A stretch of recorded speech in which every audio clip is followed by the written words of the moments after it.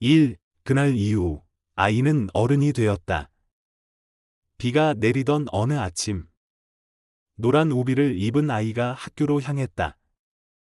그저 평범한 날이었다. 아이에게도, 부모에게도, 동네 사람들에게도. 하지만 그 평범했던 하루는 단 한순간에 무너졌다. 노란 우비 속에 숨겨졌던 아이의 삶이 세상에서 가장 무겁고 가혹한 상처를 품게 된 것이다. 그 아이의 이름은 소원. 이야기는 그날 이후 무너진 삶을 다시 일으키려는 한 가족의 여정을 따라간다. 2. 아무도 상상하지 못했던 일. 소원이는 8살. 세상에 대해 아직 아무것도 모르는 나이였다. 그런 아이가 자신도 이해하지 못할 고통을 겪었다. 비 오는 아침, 학교 가는 길에 한 남자의 끔찍한 폭력이 그녀의 몸과 마음을 산산조각 냈다. 사건 이후 소원이는 병원에 실려오고 의사와 경찰, 검사와 사회복지사, 기자들 사이에서 말을 잃었다. 눈동자엔 공포가 가득했고 그 누구의 손길에도 몸을 떨었다. 3. 무너지는 부모, 울지도 못한 아이. 소원의 부모는 충격에 말을 잃었다. 아버지는 울부짖었고 어머니는 눈물조차 삼켰다. 가족은 괴물 같은 사건 앞에서 그저 무력한 한 사람으로만 남아 있었다. 그들에게 필요한 것은 위로였지만 주변에서 쏟아지는 건 질문과 비난, 호기심이었다. 어떤 이는 사건을 가십거리로 소비했고 어떤 이는 왜 그 아이를 더 잘 지키지 못했느냐는 책망을 던졌다. 그 순간 소원의 부모는 세상의 시선보다 아이의 눈을 지켜야 한다는 것을 깨달았다. 4. 말없이 전하는 사랑. 병원 생활이 길어졌다.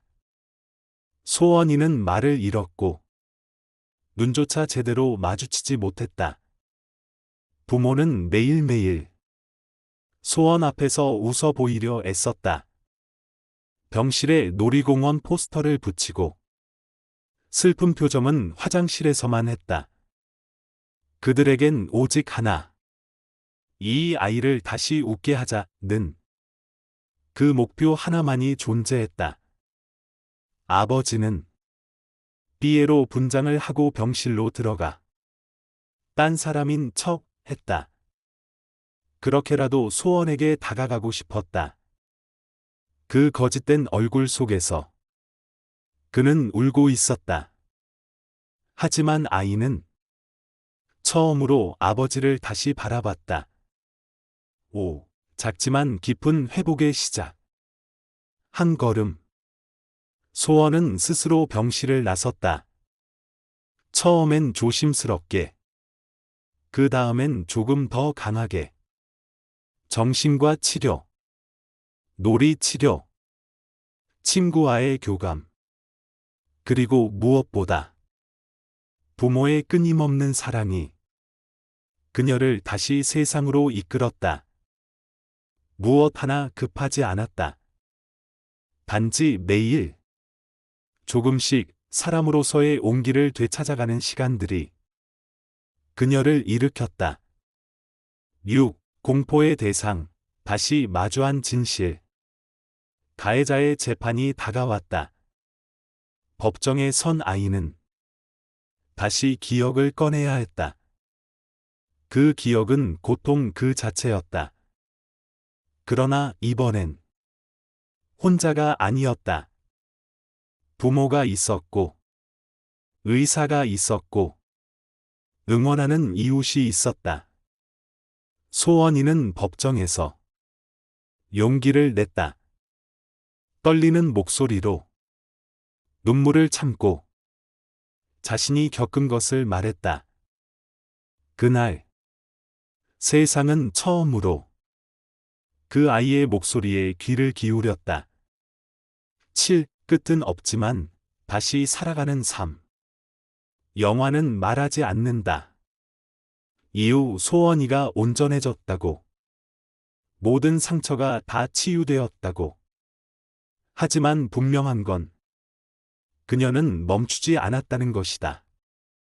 소원이는 다시 학교에 갔고 조심스럽게 웃었고 때때로 엄마를 안고 잠을 청했다.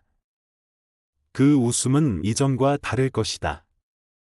하지만 그 웃음 속엔 가족의 헌신, 이웃의 연대, 한 아이가 일어선 용기가 고스란히 담겨 있다. 8. 잊지 않겠다는 다짐. 이 이야기는 한 아이를 위한 것이지만 결코 한 아이만의 것은 아니다. 영화는 조용히 말한다. 우리 주변 어딘가에 또 다른 소원이 있을 수 있다고. 그 아이에게 필요한 건 그저 잊혀지지 않는 것이라고. 그녀가 웃을 수 있는 세상. 그녀가 당당히 걸을 수 있는 세상. 그 세상을 향해 누군가는 끝없이 애쓰고 있다는 것. 그리고 당신도 그 여정에 함께할 수 있다고. 1. 슬픔을 짊어진 영화, 삶을 말하다. 소원은 단순히 한 아이의 아픔을 그린 이야기가 아니다. 이 영화는 슬픔 그 자체를 품은 채 그 슬픔 속에서도 어떻게 다시 살아갈 수 있는지를 말한다. 세상은 너무 자주 폭력의 피해자에게 잊으라고 말한다. 하지만 이 영화는 그런 말의 잔인함을 드러낸다. 그리고 말한다. 잊지 않아도 괜찮다고. 단지 그 아이가 다시 웃을 수 있도록 곁에 있어주는 것이 중요하다고. 2. 누구도 말할 수 없었던 그날. 폭력은 예상 없이 찾아온다. 그리고 한 사람의 인생을 무너뜨린다.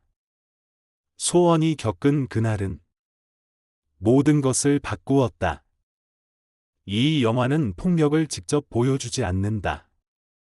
잔혹한 장면도 자극적인 묘사도 없다. 대신 그날 이후의 시간 속에서 폭력의 잔흔이 얼마나 깊게 삶을 파고드는지를 절묘하게 그려낸다. 관객은 말한다. 그저 영화일 뿐이야 라고.